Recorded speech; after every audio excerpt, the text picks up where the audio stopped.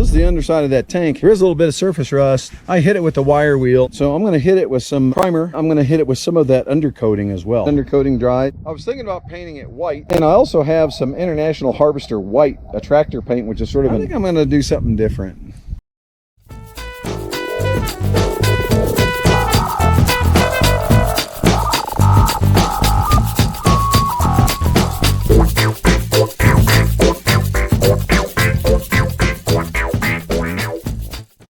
Well, bummer. I was going to paint it this metallic chrome color, but I can't get the stuff to come out of the can.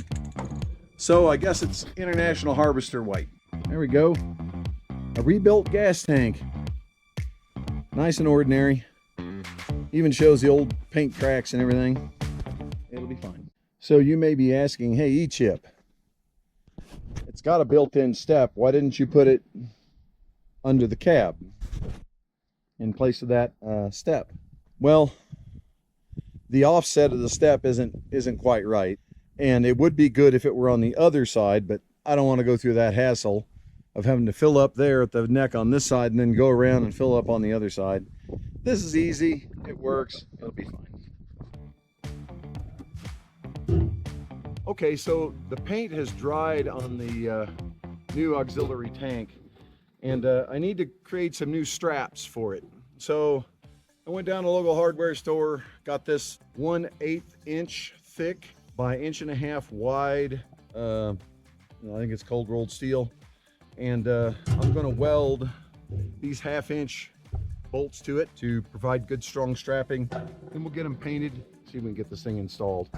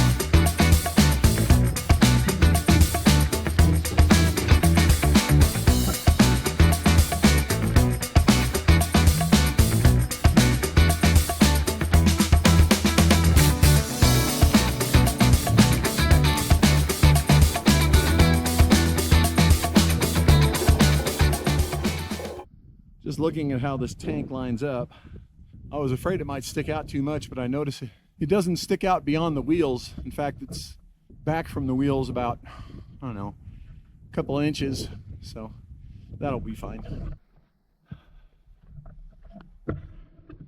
Okay, folks, let me be clear about something. I'm not welding anything to the gas tank. This fuel tank is empty and has been empty for years and has been rinsed out. There are no fumes in it, but you guys need to be careful. If you're doing something like this, remove the gas tank, for heaven's sake, before you go welding around it, or you could really hurt yourself, cause an explosion, really hurt yourself badly. Now, like I said, this is empty, been empty for years. There's no fume. It's just as it is.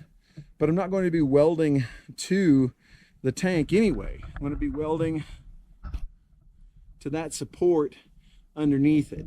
So should not get hot enough to worry about. It's just me out here, and it was really hard getting that tank on. I feel safe enough leaving it, but you know, you guys use your practice good judgment.